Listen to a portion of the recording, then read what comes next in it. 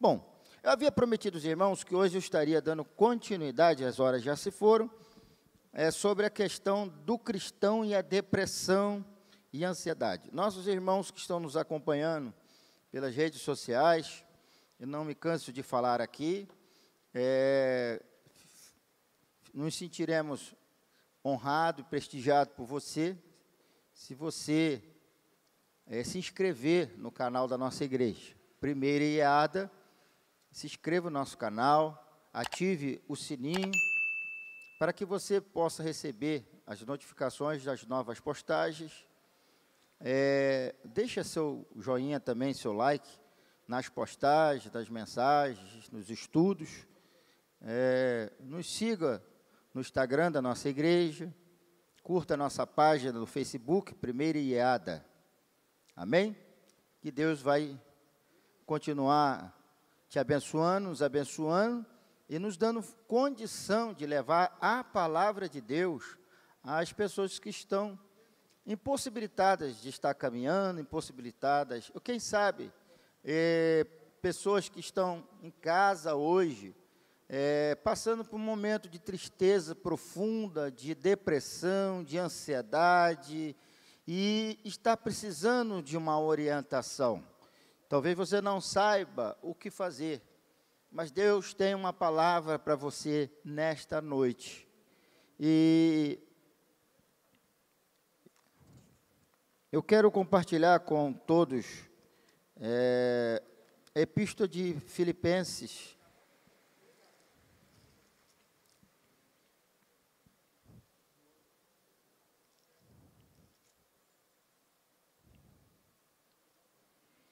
Aos Filipenses, capítulo 4, versículo 13. Aos Filipenses, capítulo 4, versículo 13. Você que está nos acompanhando em casa, no trabalho, abre a sua Bíblia, se você puder, até no celular mesmo. Aos Filipenses, no capítulo 4, versículo 13.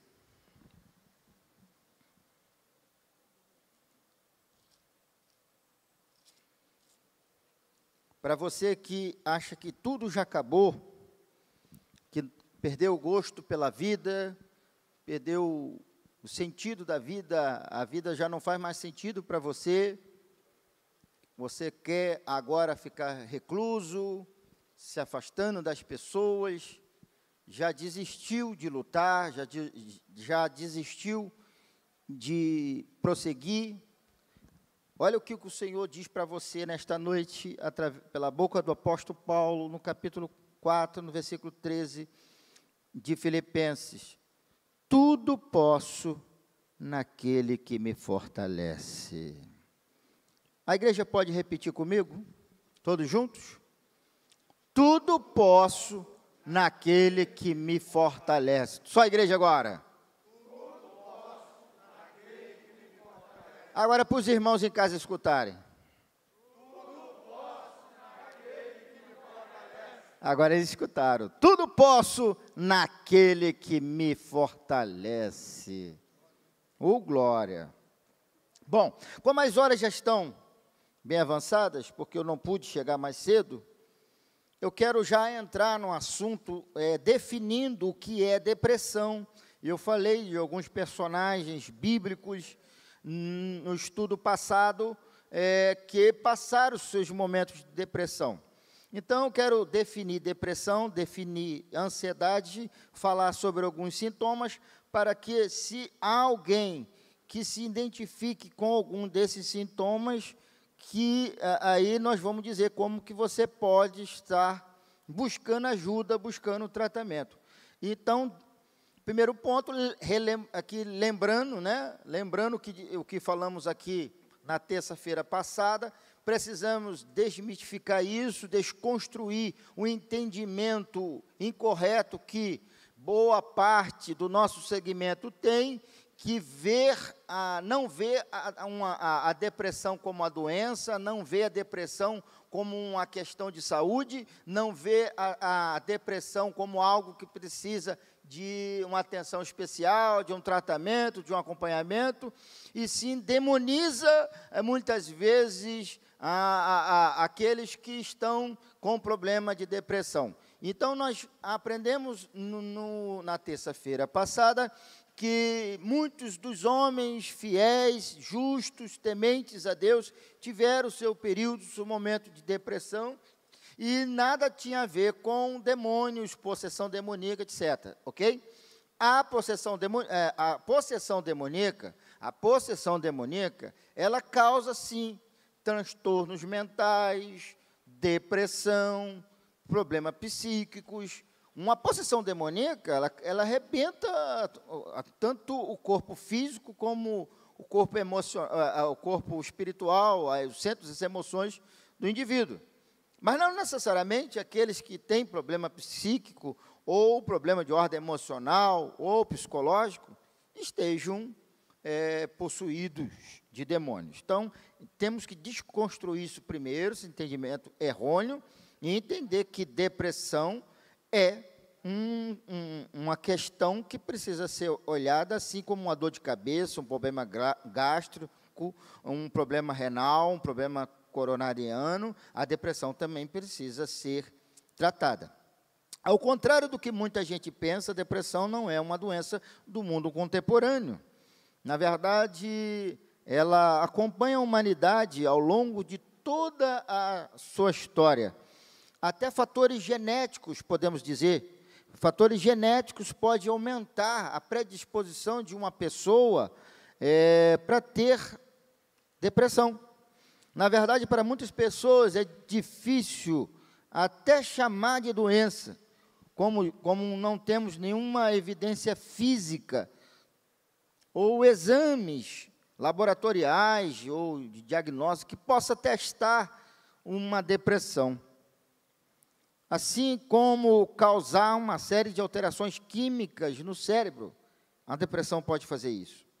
Então, meus queridos, o fato de não enxergarmos isso cientificamente, especificamente cientificamente, não significa que essas alterações das nossas emoções não ocorram ou não estejam presentes.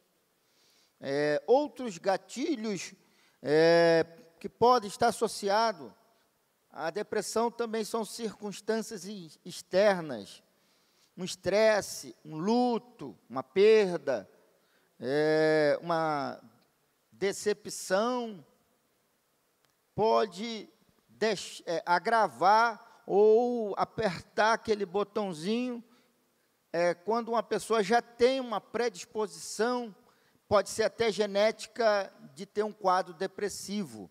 Muitas vezes a pessoa está bem, aparentemente está bem, mas ela é uma pessoa depressiva, ela tem um quadro ou uma carga genética que tem propensão para isso, e basta algo anormal que aconteça na vida dessa pessoa para que é como se apertasse um gatilho e tudo aquilo se desencadeia da noite para o dia, e muitos não entendem que estão à volta daquela pessoa, como que a pessoa chegou, mas ela estava tão bem, mas ela vinha tão bem, mas ela aparentemente estava tão bem, ela pensava que estava bem, mas não estava, tá?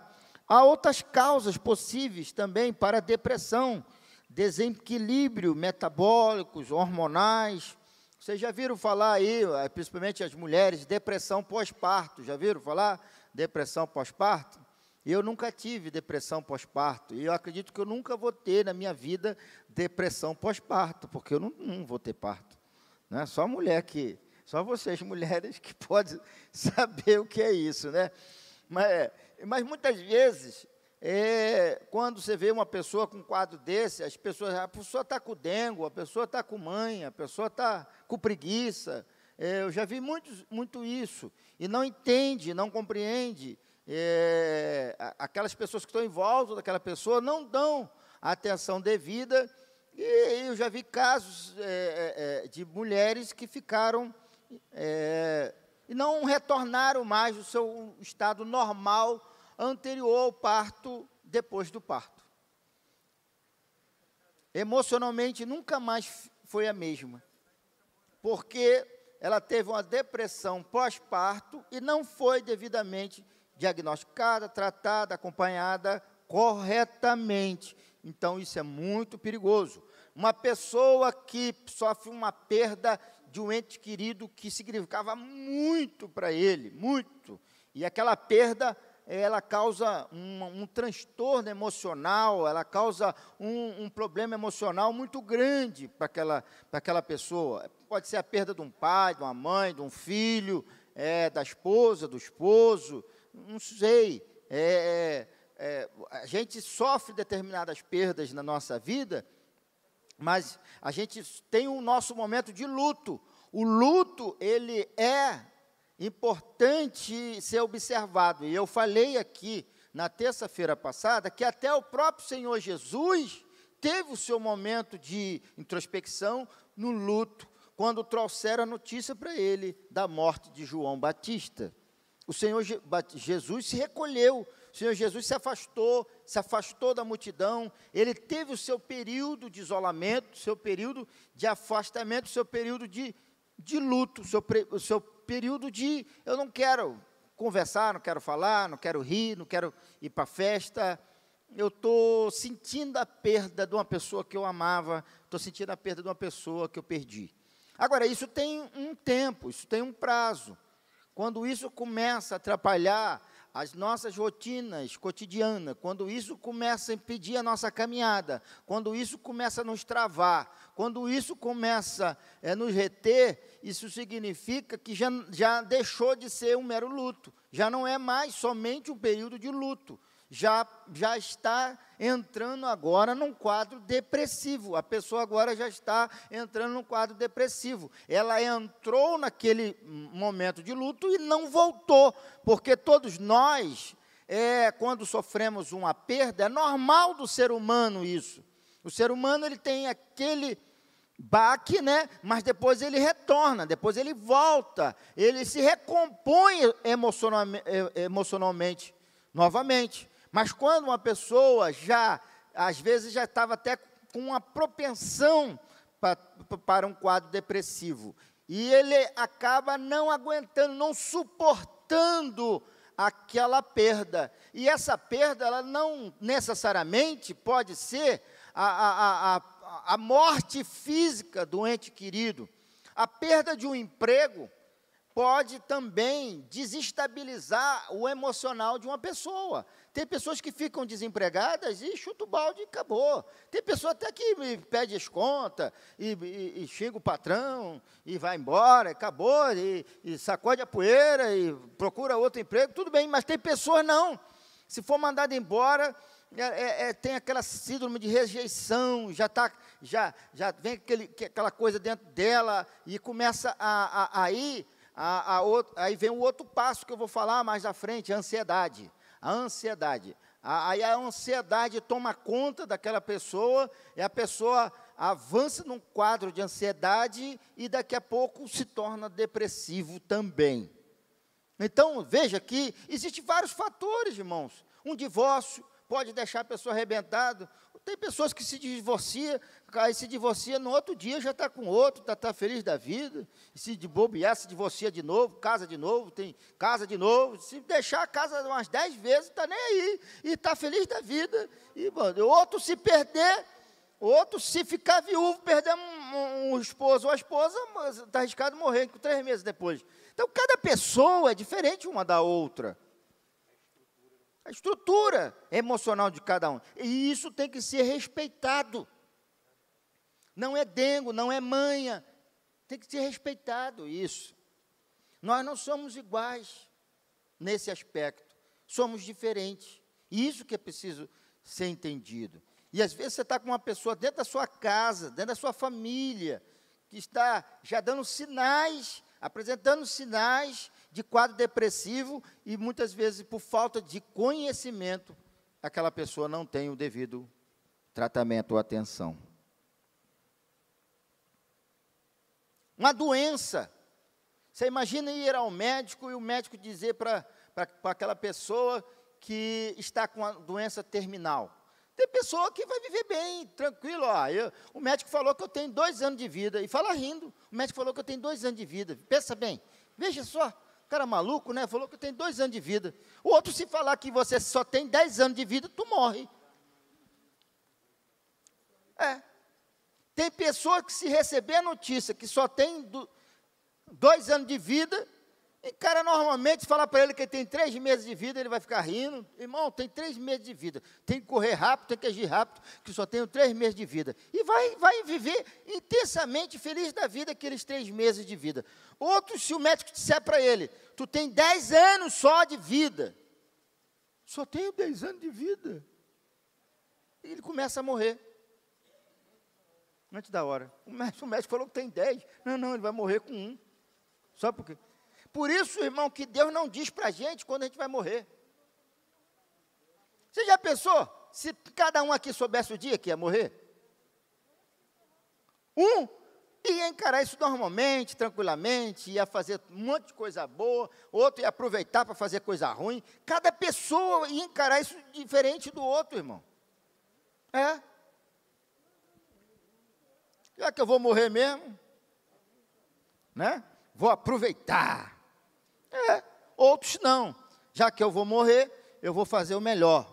Cada um vai pensar de um jeito, tá? Então, a coisa não é tão simples como a gente pensa que é. Vamos adiantar aqui. Quais seriam os sintomas mais comuns da depressão? Como que você pode identificar se uma pessoa está apresentando um quadro depressivo?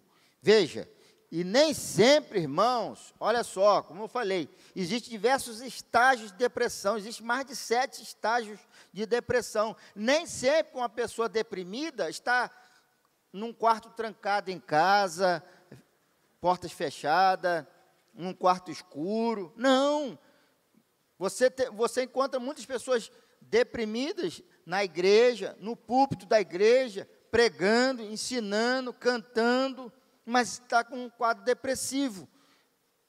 Líderes de departamento,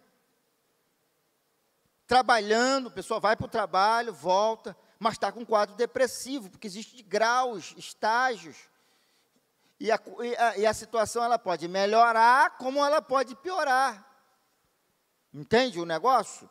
Então, não se iluda em achar que, admitamos, como os irmãos estão aqui, ninguém está deprimido. Então, já que eles vieram, porque não estão deprimidos. Se estivesse deprimido, estariam todos trancados dentro de casa. Não necessariamente. Não necessariamente. Então, vou citar aqui alguns sintomas mais comuns, que claro que não é somente a pessoa apresentando apenas um sintoma, mas uma pessoa que, se estiver apresentando já vários sintomas desses ao mesmo tempo, já é preocupante. Falta de motivação. Uma pessoa que não tem mais apetite pela vida, pela conquista, não tem mais interesse de conquistar o novo, de adquirir algo, para ela tanto faz, tanto fez, isso já é um perigo, a falta de motivação. Outra, a apatia. Aquela pessoa que está aérea, aquela pessoa que está distante, ela está em meio a uma multidão, mas apática, parece que o corpo está ali, mas a mente não está, as emoções não estão. Você já se deparou, ou já percebeu pessoas assim? Já? Né? Às vezes você fala com a pessoa até toma um susto, a pessoa ela está totalmente apática, e às vezes dentro de casa, na rua, ela está aérea do mundo, parece que se desligou, parece que apertou um botão, está fora, está completamente apática, ela se desligou do mundo. Essa pessoa ela começa a ter problemas de concentração, você fala com ela, ela não presta atenção, ela não se concentra, está apática, então ela perde a concentração. Falta de interesse nas atividades que antes lhe dava prazer, não quer mais passear, não quer mais sair. Vamos para o churrasco? Não, vou não. Vamos para o sítio? Também não. Vamos para a saída na igreja? Estou com vontade não. Vamos para o casamento? Não. Vamos para o aniversário? Não. E tudo isso ela gostava de fazer. Tudo isso ela gostava de fazer. Agora ela não quer fazer mais nada disso. Ou seja, coisas que davam prazer, coisas que era significativo para essa pessoa, agora não é mais. Isso já é preocupante. Por que ela perdeu o interesse por tudo aquilo que ela gostava? Então, se você tiver alguém na sua casa, alguém na sua família, um amigo, alguém que você esteja percebendo isso, você tem que ficar atento a esses sinais. Porque, às vezes, o próprio que está deprimido não sabe que está deprimido. Ele não sabe. E, muitas vezes, nem reconhece e não quer tratamento. Eu não estou doente. A maioria das pessoas, e você ainda tem uma dificuldade de levá-la ao médico, ao psicólogo. Eu não vou para psicólogo, estou doente, estou maluco. Já ouviu pessoas assim? Eu já. Você quer ajudar uma pessoa, você quer orientar a pessoa, mas eu não estou maluco para ir no psicólogo. Confunde psicólogo com psiquiatra. Se falar então psiquiatra é para maluco. Não estou maluco? Não, psiquiatra, irmãos, não é para maluco. Não é só para maluco. Vai tratar da nossa psique e passar remédio. O psicólogo não pode passar remédio. Só um psiquiatra pode passar remédio. Se a pessoa tiver com um problema de ordem neurológico ou psíquico que precisa tomar remédio, só um psiquiatra que vai poder passar um remédio. Não adianta que o psicólogo não vai poder prescrever remédio. Ele vai poder fazer terapia, aconselhamento, terapia, ouvir. Agora, prescrever remédio, não. Tem que procurar um especialista, um psiquiatra. Irritabilidade. Também, a pessoa ela pode ficar apática, ela pode ficar desligada, mas pode também ficar extremamente estressada, irritada, constantemente irritada. Tudo que você fala com a pessoa está irritada. É uma irritabilidade interna, né? Ela não tem paciência, porque ela está constantemente irritada, dando fora, não tem paciência para ouvir, se você chamar atenção, ela leva tudo para o lado ao contrário, não aceita correção, é uma pessoa extremamente irritada. Uma pessoa que começa a apresentar raciocínio lento, esquecimento, constante esquecimento, isso é um sinal que alguma coisa não está legal.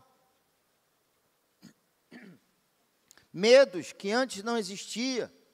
A pessoa era ousada, a pessoa era corajosa, a pessoa era destemida, a pessoa se atirava, a pessoa se lançava. Agora a pessoa começa a colocar obstáculo, colocar medo em tudo que vai fazer. Não, isso é perigoso, não, isso é perigoso, não vou porque não é perigoso, não vou porque não dá, porque é perigoso, porque é perigoso. Isso aí é uma demonstração que a pessoa agora está sendo tomada pelo medo excessivo devido ao seu quadro depressivo, porque a depressão causa um medo enorme na pessoa. E a pessoa começa a ter medo do que antes não tinha medo. Aí medo de coisas até simples. Tá? Angústia. Esse que é o pior fator que uma pessoa no quadro depressivo apresenta. Ela sente uma angústia, ela sente uma tristeza inexplicável. E muitas vezes essa angústia, essa tristeza, não existe uma causa externa. Pode haver uma causa externa, mas também pode não ter uma causa externa. A pessoa não sabe explicar por que está angustiada. A pessoa não sabe explicar por que está sofrendo uma tristeza profunda.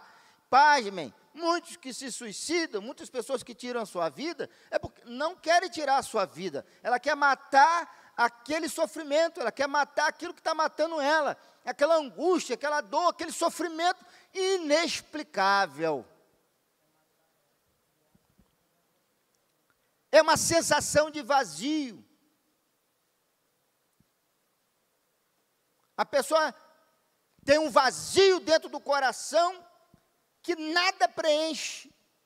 Você pode dar presente, a pessoa pode ter uma boa família, pode ter uma boa esposa, um bom esposo, pode ter bons filhos, um bom emprego, um bom salário, mas sente uma sede, um vazio inexplicável, que a pessoa não sabe como preencher aquele vazio. Por isso que a pessoa acaba dando cabo da sua vida, porque ela entra num quadro e aquilo vai se agravando, vai piorando, né? Aí começa a dar aquela sensação de vazio, a indigestão, dor de barriga, constipação, dores no corpo, tensão muscular, pressão no peito, isolamento social, são sintomas que pessoas com quadro depressivo podem apresentar.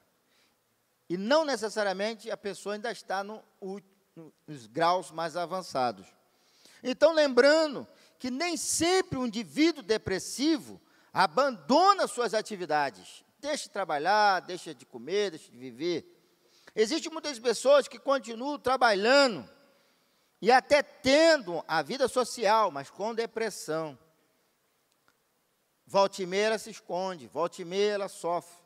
E sabe, a maior necessidade dessa pessoa que está com quadro depressivo é de ser ouvida.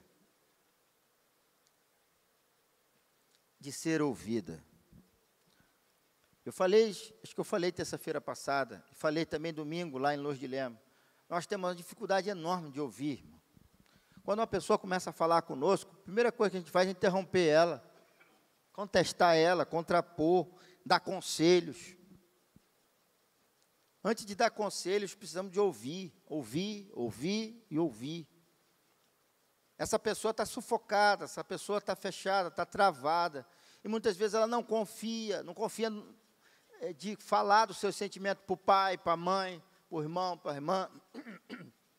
Uma pessoa que está apresentando um quadro depressivo, mesmo uma pessoa que esteja frequentando a igreja, você imagina uma pessoa aqui do púlpito, um presbítero, um pastor, se abrindo com qualquer pessoa, falando da vida dele, do sentimento dele para qualquer pessoa, pode arrebentar a vida dele, pode acabar com a vida dele.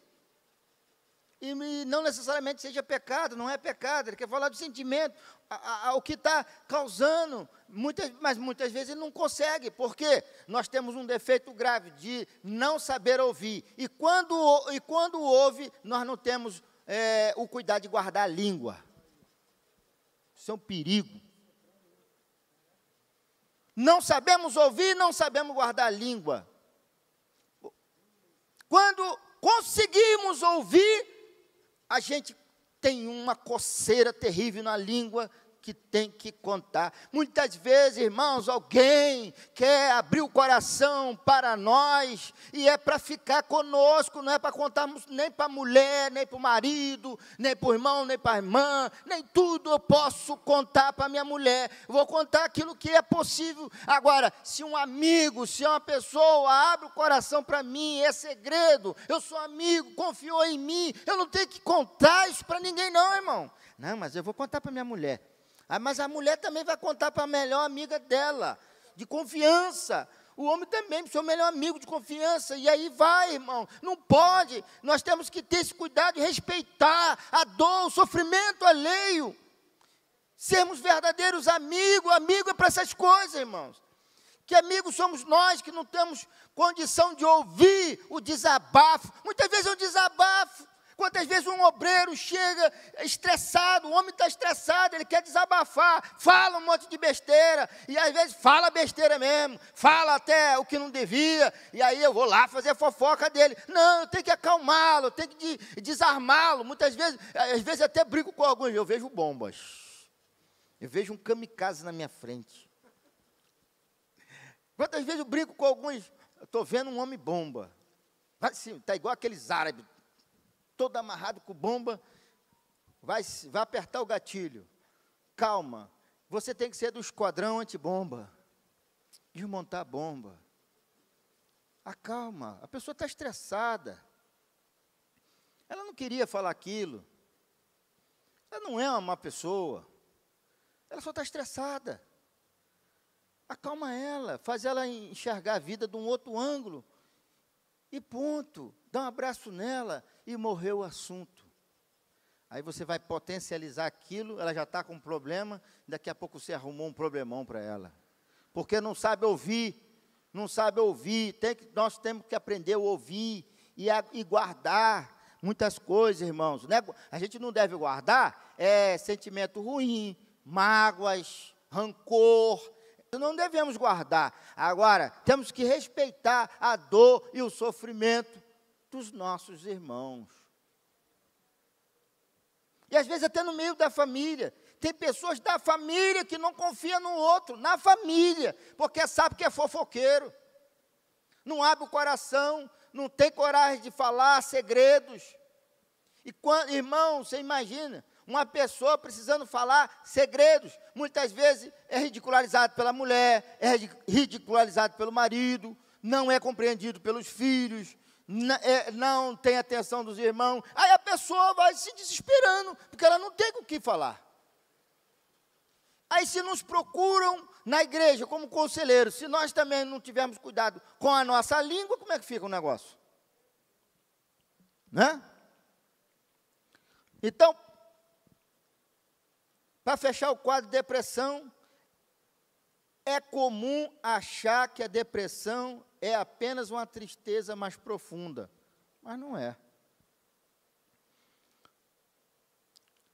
Algo que alguém pode desligar com pensamentos e atitudes positivas.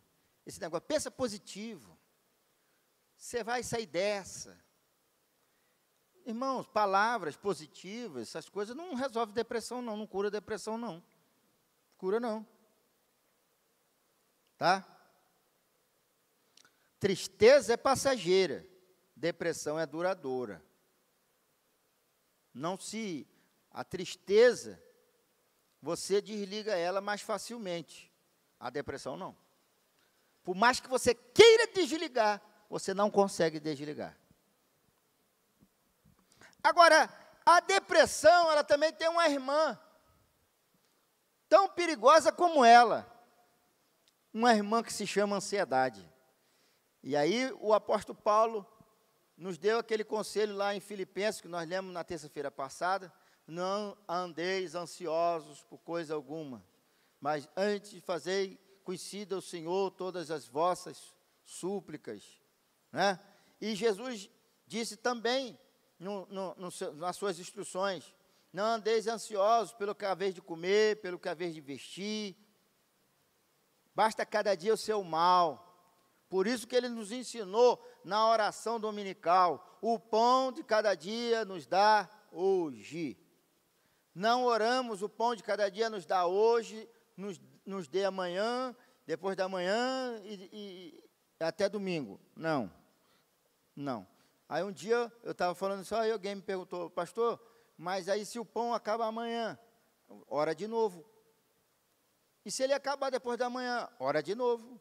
O pão de cada dia nos dá, é para você não parar de orar, para você orar todo dia. Para você orar todo dia. O pão de cada dia nos dá hoje. O maná, o Senhor mandava todo dia. Todo dia. Todo dia o Senhor mandava maná no deserto. O que é ansiedade? Essa irmã da depressão. Sabe aquele friozinho na barriga que dá na hora de encontrar alguém que te atrai?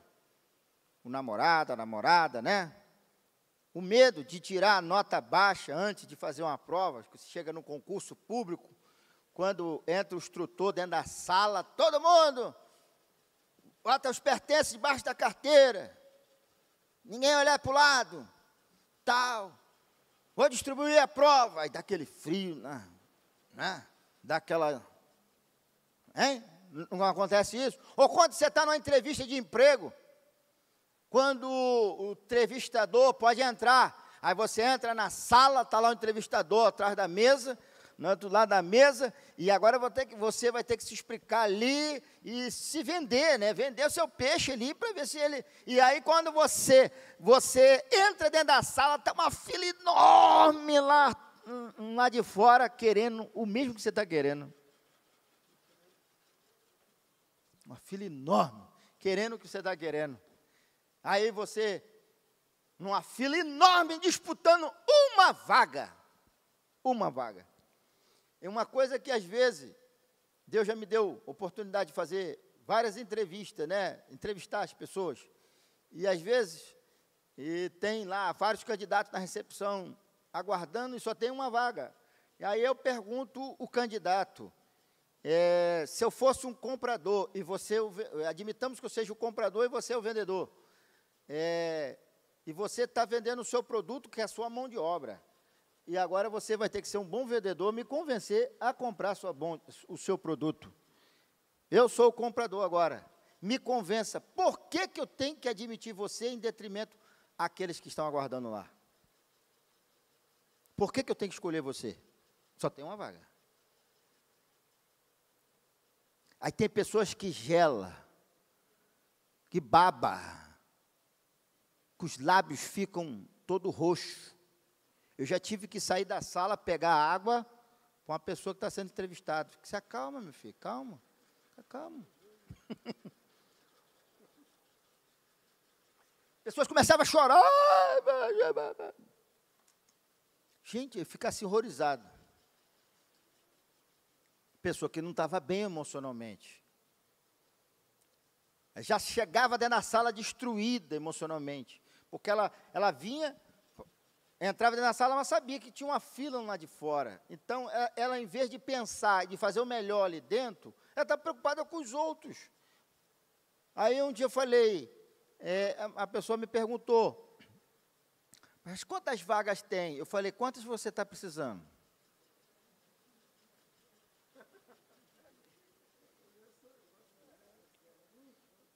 Porque você quer indicar mais uma pessoa para uma vaga? Porque você só precisa de uma, né? Eu vou fazer um concurso público, pastor, tem 30 mil inscritos e só tem uma vaga. Quantas vagas você precisa?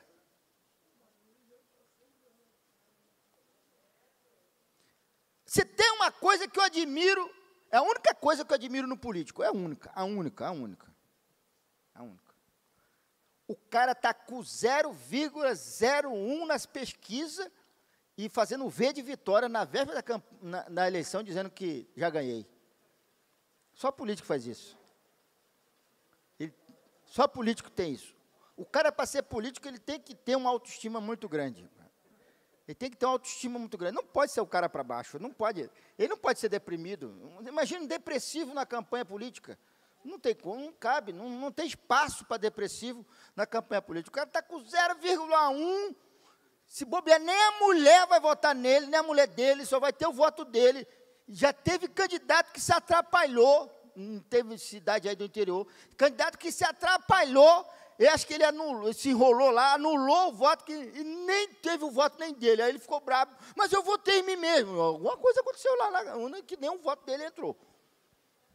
E ele estava lá de fora fazendo o V da vitória, já ganhei, já fui eleito. É esse sentimento que nós devemos ter para combater a ansiedade. Porque se tudo que fizermos, tudo que botarmos a mão para fazer, já estivermos preocupados, não vou conseguir, não vai dar, está ruim, irmãos, a Globo está falando, são 20 milhões de desempregados, está chegando 20 milhões, e agora? Estou desempregado, nunca mais na minha vida vou arrumar emprego. Para com isso, irmão. Para com isso. Tem muitos desempregados, mas muitos não se especializaram, muitos não estão correndo atrás, muitos estão trabalhando por conta própria, outros não querem mais se empregar. Tem uma série de fatores ali, irmão. O que você quer? O mais importante não são os outros, o mais importante é você. O que você quer para você? Ansiedade é um sentimento que todo mundo tem de vez em quando, mas quando essa coisa não é normal, ela fica muito acirrada, ela pode virar uma doença, quando ocorre com muita frequência, ou quando a ansiedade é muito forte, prejudica a saúde. Irmão, eu já tive que orar por pessoas na igreja, pessoas passando mal, dizendo que estavam infartando. E não estava infartando, tinha feito vários exames, estava tudo certo, mas estava com sintomas, sentindo sintomas, porque a ansiedade arrebenta o corpo da pessoa, problemas gástricos, faz dá aquele aperto no peito, a respiração fica ofegante, a pessoa fica ofegante ali, ela fica mais nervosa ainda, E a gente teve que, fizemos a oração, chamamos a pessoa lá fora, medimos a pressão, que mexe com a pressão arterial também, acalmamos a pessoa e tal. Chegou no final do culto, você não está sentindo mais nada. Mais nada. Mais nada. Sintomas mais comuns da ansiedade, para fechar aqui, para terminar. Nervosismo constante. Dificuldade de concentração também. Pressentimentos negativos. Só pensa negativamente. É um medo constante, começa a ter medo de tudo. Preocupação exagerada, que não condiz com a realidade, potencializa um problema. O problema é desse tamanho, ela está enxergando desse tamanho. Tudo quanto é problema, só enxerga mais do que os outros estão enxergando. Dificuldade de dormir, insônia. Primeira coisa que a pessoa, quando está com ansiedade, perde é o sono. Irritabilidade, dor ou aperto no peito, falta de ar, respiração ofegante, tremores nas mãos, aquela sudorese excessiva, a pessoa começa a suar excessivamente, até mesmo tremores em outras partes do corpo, mãos geladas, suor frio, boca seca, fadiga, aquele cansaço infinito. A pessoa não virou concreto durante o dia e chega no final do dia parecendo que está arrebentado. E está mesmo, o corpo está arrebentado. Dor de barriga, diarreia constante. Ansiedade desencadeia.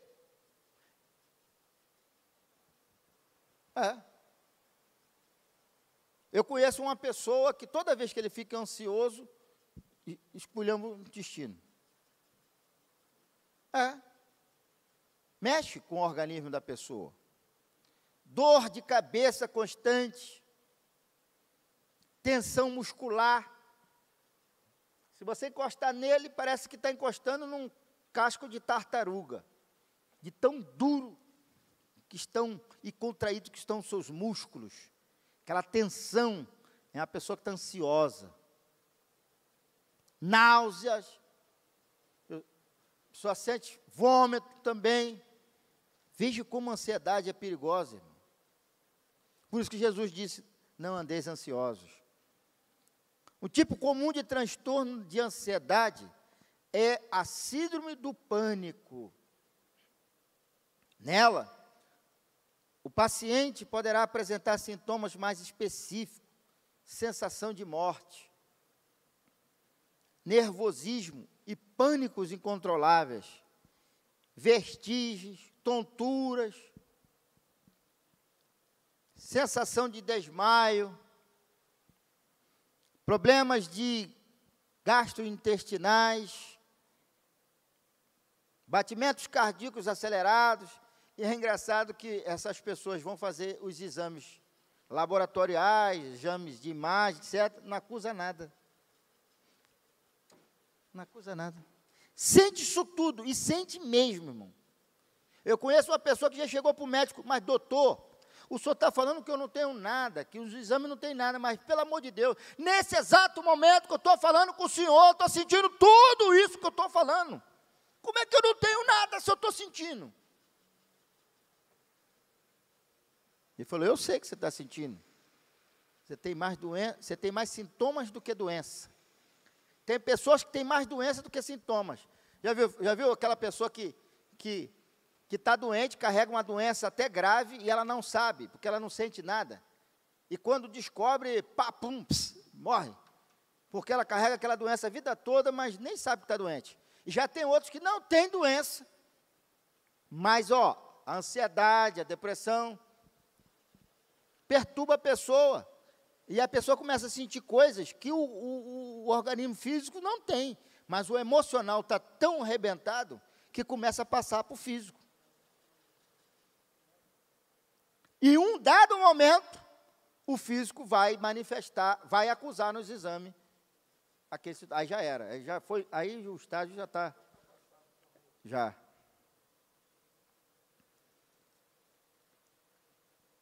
Algumas vezes, os sintomas físicos da ansiedade e da síndrome do pânico são tão intensos que a pessoa pode acreditar estar tendo um infarto, outros problemas de saúde.